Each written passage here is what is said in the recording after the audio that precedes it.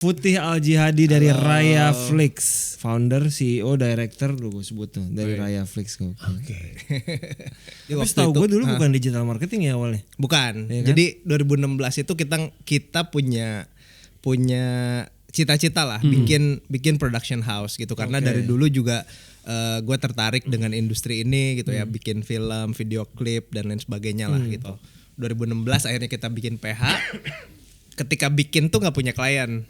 Wah gimana nih bikin PH, udah bikin PT pertama tuh udah bener-bener proper lah gitu, bikin PT, bikin kantor segala macam. Akhirnya gue lihat akta perusahaan, lihat apa aja ya lini bisnisnya ini. Ada production, ada marketing dan distribution. Oke. Berarti kita Cukup bisa luas nih. Cukup luas. Nah, kita bisa nih kalau ngelihat sekarang marketing itu dipegang sama PH sendiri, internal dan lain sebagainya. Gua ngelihat, wah ya udahlah kita bikin salah satu divisi atau ini marketing film. Karena ya udah ini perusahaan film aja gitu kan. Lu kan sempat jadi sutradara video klip. Lu pengen balik lagi gak sih? Enggak sih. Gak ada ya? Enggak ada. Sama saya gak ada? Enggak ada. Sempat kemarin juga ada salah satu production house gitu ya, menawari mau nggak pegang film, ngedirect bla bla bla gitu kan. Setelah dipertimbangkan gitu kan, apa yang sekarang udah berjalan segala macam. Ternyata itu bukan impian gue lah sekarang.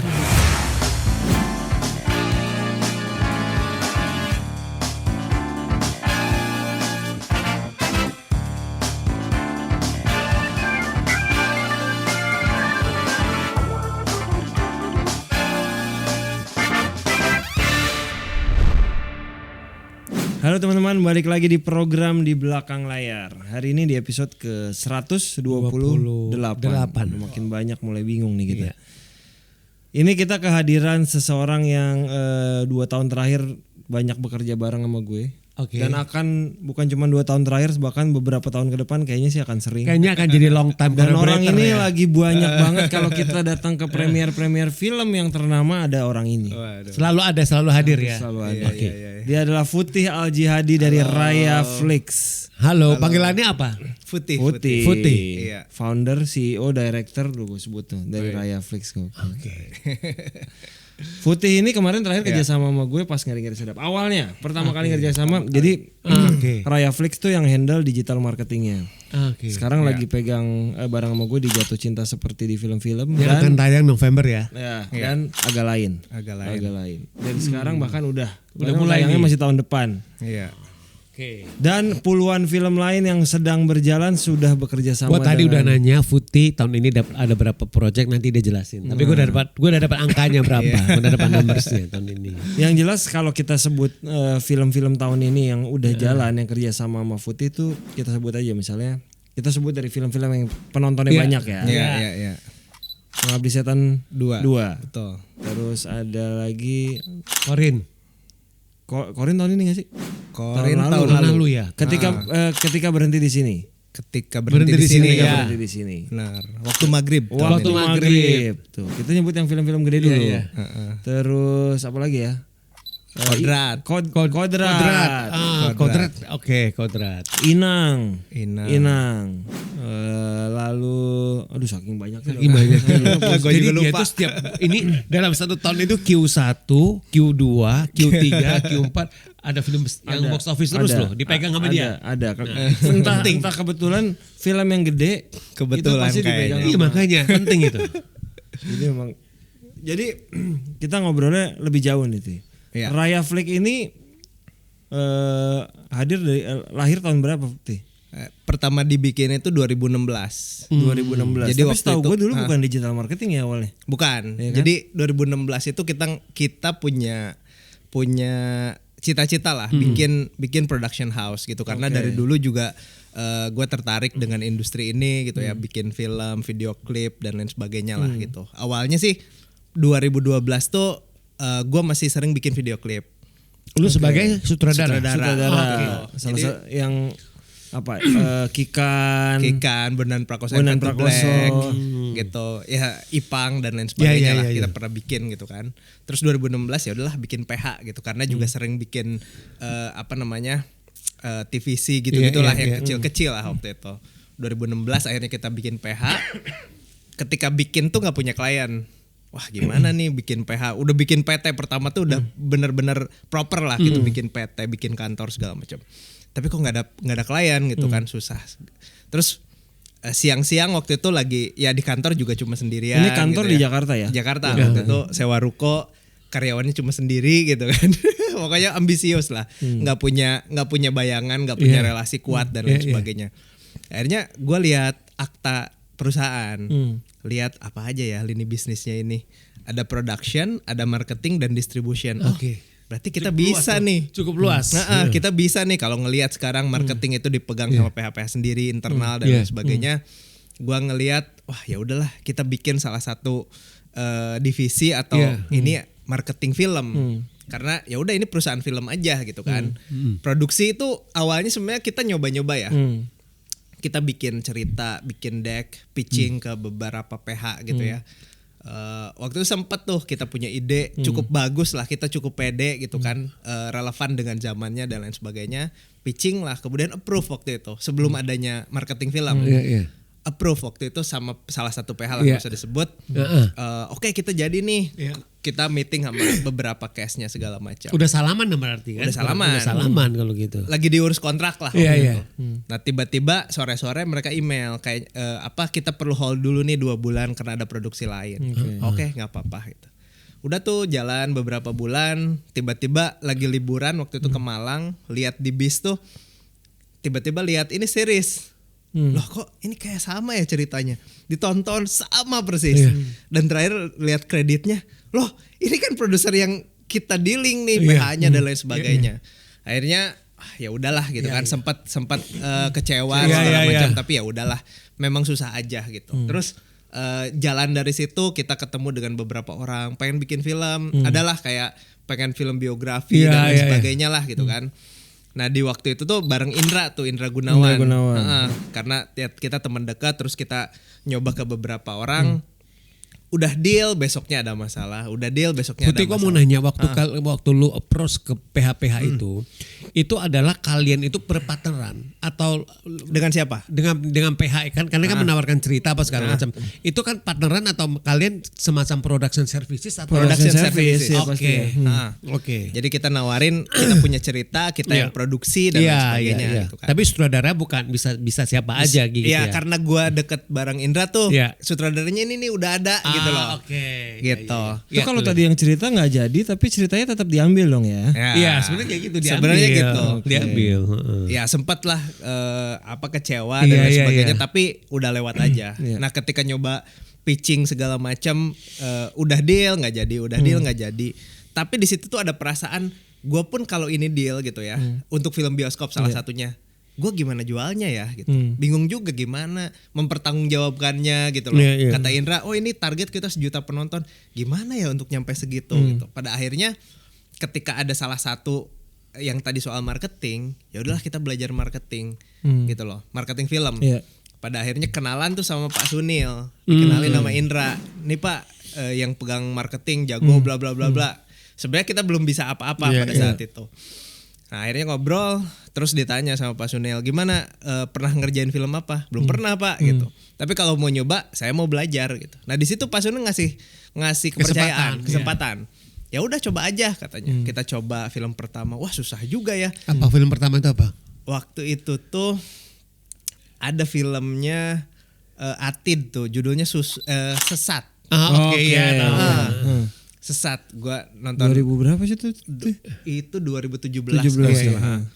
Itu kita nonton offline-nya, gue nonton sampai akhir, terus ditanya Pak Sunil, gimana Putih pendapatnya? Wah gimana ya pendapatnya, nggak ngerti juga gitu kan, harus diapain itu belum ngerti. Tapi akhirnya kita bawa, kita coba bikin ide dan lain sebagainya, jalan. Penontonnya nggak begitu bagus. Di situ gue kira ya udahlah, nggak usah lagi, toh susah gitu kan. Tapi ternyata Pak Sunil nelfon lagi, Putih nanti selanjutnya ini Adir Nathan katanya. Wah ini lanjut Pak, iyalah kita lanjut katanya. Bagus kok kemarin. Oh bagus ya Pak, bagus kok. Adir Nathan 1, Adir Nathan 2. Okay. Bagus kok, oh bagus ya kemarin ya. Ya udahlah kita coba lagi. Akhirnya kita belajar lagi. Di situ ada film lain lah. Nah ketika kita udah cukup banyak film, belajar di Rapi Film pada saat itu, akhirnya kita mulai pede gitu loh, dan mulai ada word of mouth lah pasca pandemi sebenarnya. Pasca pandemi Dirnatan 3 kita jalanin dan waktu itu dapat 750.000 penonton. Nah banyak orang yang notice ini masih sepi bioskop, ternyata ada film yang rame nih gitu loh. Waktu itu yang pertama kali kita ngobrol tuh sama Angga tuh buat film Keluarga Cemara. Keluarga Cemara 2 ya. Tapi tayangnya masih Juli tuh. Masuklah Ngeri-Ngeri Sedap. Oh ini lebih awal nih tayangnya 2 Juni waktu itu. Oh ya udah, karena di situ kita udah berstrategi, kita udah punya banyak hal lah untuk ngerjain itu. Akhirnya ya kita bikin strategi untuk Ngeri-Ngeri Sedap, kita kasih insight. Waktu itu kita baca data bahwa di Medan ada 10 juta jiwa, setengahnya Muslim, setengahnya Kristen. Film ini posisinya di mana, tapi tidak mention agama secara total. Terus kita budayanya kita push semua ke Sumatera, ketika komennya bagus kita perbesar dan lain sebagainya, akhirnya berhasil gitu. Sebentar dulu sampai sini dulu ya. Gue mau nanya ke Dipa. Dip, apa yang bikin lu tuh milih Putih waktu itu sebagai digital agency lu? Selain yang pertama ya, kan nggak ada lagi. Yang pertama tuh nggak ada lagi. Itu tuh kuncinya. Itu kuncinya Putih pintar mengambil celah itu. Benar. Jadi gue tuh kan 2010 sampai 2014 kerja di Excel sebagai digital marketing. Memang gue udah tahu dunia digital, tapi setelah dari situ gue ngurusin Hakor tuh gue udah jujurnya gue enak sama digital dulu.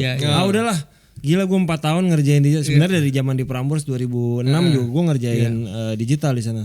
Sampai akhirnya gue pikir, udahlah kalau ada digital kenapa harus gue cari orang lain aja buat partner. Udah akhirnya gue di Hakor juga nggak terlalu yang baca-baca, tapi gue juga nggak handle banget. Tapi akhirnya Ngeri-Ngeri Sedap gue pikir gue perlu dua pihak, publicist sama digital marketing. Waktu itu yang udah dapet duluan publicist kan. Udah ada. Justru diskusi sama Angga kan, Angga nyaranin ini ada salah satu Rayaflix, gue baca kredensial dan lain-lain. Ya udah why not dicoba, bener-bener abu-abu mas, gue juga kan nggak tahu karena gue denger Rayaflix dulunya itu tadi gue taunya Rayaflix tuh dulunya mau PH, tapi buat gue why not karena bekerja dengan orang-orang baru itu jadi lebih fresh kita dibanding orang yang udah kenal pasti jadi beda kan. Ayo kita ngobrol dan ternyata ide-idenya menarik dan yuk kita coba dan hasilnya alhamdulillah gitu. Gitu, jadi makanya menurut gue dengan kerjasama yang berjalan dengan lancar, kenapa nggak kita panjangin ke film-film berikutnya sampai akhirnya kita udah 3 film ke depannya. Jadi habis begitu selesai Ngeri-Ngeri Sedap yang booming ya kan, kerjaan udah gak berhenti lah ya. Udah gak pernah berhenti. Iya kan? Dari situ. Ya setelah itu kan Keluarga Cemara 2, terus ada beberapa film lain lah gitu ya. Abis itu langsung ke Pengabdi Setan 2. Itu juga boom gitu kan. Itu juga salah satu milestone kita ya. Kalau kita bisa tandain tuh film-film besar tuh selalu jadi pelajaran berharga buat kita. Salah satunya Ngeri-Ngeri Sedap. Kita waktu itu ngelihat bahwa film Batak itu belum pernah ada yang sukses. Maksimal 250.000 dan seterusnya. Ternyata bisa 2,9 juta. Itu juga insight yang bagus lah buat kita. Terus ketika Pengabdi Setan ya bisa dibilang gue juga belajar banyak dari Bang Joko ya, Bang Joko Anwar ya. Dia insight-nya bagus-bagus, juga bisa men-trigger tim untuk berpikir lebih dan lain sebagainya. Akhirnya Pengabdi Setan 2 juga jadi salah satu film yang kita banyak banget dapat pelajaran gitu loh di sana. Dan itu film sequel yang penonton lebih banyak dari yang pertama. Itu juga kan nggak banyak kan sequel bisa lebih banyak penontonnya kan. Seperti itu. Betul, dan dari situ kita belajar lagi. Bisa diginiin. Nah, ketika kita bekerja sama dengan PHA, PHB, PHC dan lain sebagainya, dengan kasus film dengan berbagai genre, dengan berbagai insight dari para produser yang punya strategi A, B, C dan seterusnya, kita jadi belajar lebih banyak dan lebih cepat pada saat itu. Kalau dulu pertama kali di Rapi Film, gue belajar bertahap gitu ya. Banyak hal juga yang gue cari tahu apa nih kehebatan dan pengalaman Pak Sunil untuk gue serap gitu kan. Nah sekarang di era itu di tahun lalu tuh lebih cepat aja belajarnya, lebih cepat dan lebih pack lah gitu kan. Dari Imaginary gue belajar, dari Rapi Film, dari screenplay, IDN dan seterusnya tuh. Kita menganggap bahwa mereka tuh bukan klien kita, tapi mereka tuh teman-teman kita dan kita bisa belajar bareng di sana gitu loh. Itu sih yang ini ya hal yang jadi prinsip kita tuh, kita nggak pernah nganggap bahwa pekerjaan itu adalah sesuatu yang harus kita layani secara formal, tapi kita melihat bahwa kita bisa belajar bareng di sana. Dan yang jelas tuh kadang kan yang harus kita kesampingkan kadang-kadang tuh tidak bisa formula setiap film akan sama di jadi bukan template dengan katanya nggak template sama buat film lain betul. Bukan berarti formula ini sama Pengabdi Setan 2 berhasil dapat 5 juta penonton bisa di-copy ke film lain jadi 5 juta juga betul. Tidak ujuk-ujuk loh karena menurut gue gimana pun juga again produk juga berpengaruh betul. Maksudnya kalau produknya udah nggak maksimal lu promoin budget 20 miliar pun juga belum tentu ujuk-ujuk dapat jutaan penonton. Mau pakai apa digital marketing secanggih apapun juga kalau produknya nggak oke juga ya susah juga buat lu untuk naikin kan dengan kata lain seperti itu. Gitu loh. Dengan gitu pertanyaan gue adalah ketika lu memilih project, lu ngelihat produknya juga nggak sih? Pasti. Nggak semua kita gini ya ketika bukannya kita mau milih-milih, kita mau ngambil yang enak-enak enggak. Tapi yang sifatnya kita bisa dapat insight yang bagus, kita bisa bereksplorasi lebih dan potensi untuk kita melakukan sesuatu lebihnya ada gitu loh. Kayak Ngeri-Ngeri Sedap, genrenya unik. Komedi tapi bikin nangis, Batak dan seterusnya tuh. Banyak layernya gitu. Sehingga ketika kita melakukan promosi kita bisa membuat konten yang sifatnya menghibur audiens juga di sosial media gitu kan. Jadi film tersendiri lah di sosial media gitu kan. Jadi kita juga bisa ngomong banyak hal secara topik juga soal keluarga, soal adik kakak dan lain sebagainya tuh. Nah, ketika kita ketemu dengan genre yang serupa, tema serupa, kita juga merasa masih perlu nggak ya kita pegang film ini karena kita kan udah punya kasus Ngeri-Ngeri Sedap gitu loh. Karena kita juga melihat setiap kali kita pegang film harus sesuatu yang baru biar kita juga jadi belajar gitu loh. Kalau misalkan itu lagi tuh wah kayaknya mendingan yang lain dulu deh gitu. Kita coba pelajari yang lain gitu. Berarti dengan apa yang lu sampaikan tadi tuh Futi, berarti lu juga lumayan sering menolak ini juga dong, menolak proyek-proyek yang datang juga dong. Kalau misalkan kalau bilang lu milih-milih gitu. Iya kan? Nah, sebenarnya mungkin apa ya kita juga agak takut ya kalau misalkan sifatnya kita menolak, kita nggak mau ambil dan sebagainya. Artinya kan ya kita juga tidak kita tuh tidak jumawa lah ya, tidak lebih besar daripada apa yang teman-teman lakukan gitu ya di industri ini. Jadi sebenarnya lebih kepada cocok atau nggak cocok aja soal waktu, soal banyak hal lah gitu. Itu sih mungkin yang paling yang paling dekat ya keputusan kita untuk ngambil satu film tuh yang paling dekat adalah itu gitu. Berarti kalau film yang udah jelas tanggal tayangnya sama pasti udah harus lu tolak dong. Kecuali dari awal ngambil belum tahu tanggal tayangnya. Betul. Kalau misalkan sekarang kita udah tahu bahwa tanggal ini terus ada yang nawarin juga di tanggal sama, kita pasti. Berarti lu milih salah satu lah. Pasti kita gitu. Udah memprioritaskan yang duluan. Yang duluan. Lebih kayak etika aja itu sih ya. Iya betul. Adabnya kan begitu. Kalau udah salaman masa kita batalin kan nggak mungkin. Betul. Jadi itu yang kita ambil. Terus kemudian kan ada situasi juga di mana jadwal tayang bisa berubah dan lain sebagainya. Itu yang nggak bisa kita kendalikan. Tapi kita tawarin lagi ke PH-nya. Ini kebetulan kita udah ada ini. Gimana? Gitu. Secara kapasitas kita mampu menghandle. Secara strategi berbeda. Medianya juga berbeda dan lain sebagainya. Tapi soal bahwa kita memegang dua hal. Ya memang harus tahu gitu kliennya gitu. Kalau kita sembunyi-sembunyi kita nggak mau gitu. Dengan kondisi sekarang yang dimana maksudnya hampir semua PH itu kan akan cari elu sama tim lu. Karena seperti Dipa bilang bahwa untuk strategi marketing ataupun ya kan strategi digital marketingnya cuma kalau nggak salah dia aja kan. Nah cuma lu doang. Nah itu lu bagaimana lu bisa membagi load kerjaannya ya kan kalau gue lihat kondisinya kan karena ini kerja udah bukan back to back kan. Kadang-kadang bisa overlap kan. Nah lu bagaimana membagi itu? Semuanya berjalan dengan baik gitu loh maksudnya. Iya. Ada beberapa hal ya yang memang kita sendiri udah antisipasi. Pertama, setiap film punya strategi dan cara berkomunikasi yang beda-beda gitu kan. Film horor A dengan B tuh nggak sama. Jadi artinya nggak ada template di sana, ada strategi yang baru, unik dan lain sebagainya. Nah maka dari situ tim kita dibagi dengan beberapa hal ya. Ada tim strategis, ada tim juga yang sifatnya eksekusi. Gitu loh. Kita udah membuat tone yang berbeda, secara desain beda dan lain sebagainya. Sehingga ketika strategis ini udah membuat plan, udah membuat strateginya dan lain sebagainya, di-deliver ke tim produksi untuk ngerjain konten tuh udah dua hal yang berbeda tuh. Jadi artinya outputnya jadi beda gitu loh. Karena itu dikontrol dengan sangat baik ya. Artinya juga kalau misalkan teman-teman lihat satu konten ini yang unik tidak mungkin ditemukan dengan di konten lain gitu loh. Karena kita selalu nyari sesuatu yang baru gitu loh. Kalau tim kita tuh diisi dengan ya kalau sekarang kita pegang film remaja misalkan, kitanya sendiri misalkan udah usia nanggung nih, ke atas juga dekat, ke bawah juga dekat gitu kan. Tapi minimal itu kelebihan kita bisa melihat ke keduanya gitu ya. Ke kakak kelas dekat, ke adik kelas juga dekat kan gitu ya. Artinya juga ketika kita megang film dewasa, kita juga bisa ngomong soal itu. Film remaja juga baru kemarin lah remajanya gitu loh. Nah jadi kita hire orang-orang yang sifatnya ya yang mereka itu passionate gitu ya, dan fresh graduate untuk kita magangin dulu di tempat kita gitu loh. Karena harus mengerti dulu banyak hal gitu kan.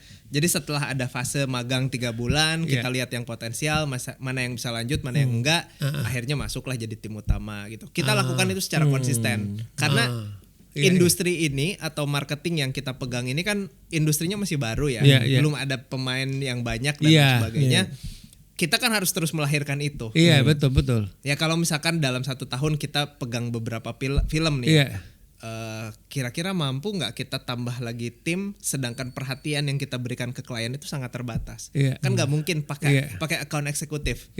Contoh, gue kenal sama Mas Dipa nih, tiba-tiba ada orang baru nih, Mas Dip yang akan pegang dari Imaginary, pasti tetap nyariin orang yang udah lama kan gitu. Betul. Nggak mungkin begitu. Ya artinya sebenarnya perhatian yang kita berikan harus cukup tuh ke klien gitu kan. Sehingga mereka tidak merasa di nomor 2 kan. Kita nggak ada excuse, sorry ya, ada ini dulu. Nah sekarang sekarang itu ya berhubungan dengan klien siapa aja? Yang berhubungan dengan klien ada gua, ada Ginan, ada Gilman, ada Agung gitu ya. Itu ya.